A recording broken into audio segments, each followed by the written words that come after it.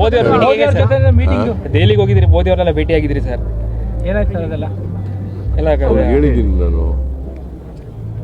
ಒಂದು ಮಳೆ ಜಾಸ್ತಿ ಆಗಿದೆ ಈ ಸಾರಿ, ಅದಕ್ಕೆ ಪರಿಹಾರ ಕೊಡಬೇಕು ಅಂತ ಹೇಳಿದ್ದೀನಿ. ಎರಡನೇದು ಕಬ್ಬು ಬೆಳೆಗಾರರ ಸಮಸ್ಯೆ ಇದೆ. ಕಬ್ಬು ಬೆಲೆ ನೀವು 10.5 ಇಳುವರಿಗೆ 3,550 ಕೋಟಿ ಇನ್ಕ್ಲೂಡಿಂಗ್ H&T ಅಂದರೆ ಹಾರ್ವೆಸ್ಟಿಂಗ್ ಆ್ಯಂಡ್ ಟ್ರಾನ್ಸ್ಪೋರ್ಟ್ ಕಾಸ್ಟ್ ಸೇರಿ. ಸೊ ನಾನು ರೈತರು ಚಳುವಳಿ ಮಾಡ್ತಾಯಿದ್ರು, ರೈತರ ಜೊತೆ ಮಾತಾಡಿ, ಶುಗರ್ ಫ್ಯಾಕ್ಟರಿ ಜೊತೆ ಮಾತಾಡಿ ಒಂದು ಮೀಟಿಂಗ್ ಮಾಡಿ ತೀರ್ಮಾನ ಮಾಡಿದ್ದೀನಿ. ವಿತೌಟ್ ಹಾರ್ವೆಸ್ಟಿಂಗ್ ಚಾರ್ಜ್ ಆ್ಯಂಡ್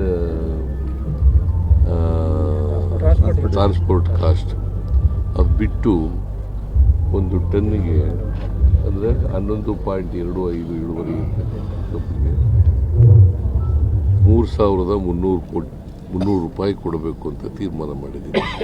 ಅದಕ್ಕೆ ರೈತರು ಒಪ್ಕೊಂಡಿದ್ದಾರೆ, ಶುಗರ್ ಫ್ಯಾಕ್ಟ್ರಿ ಒಪ್ಕೊಂಡಿದ್ದಾರೆ.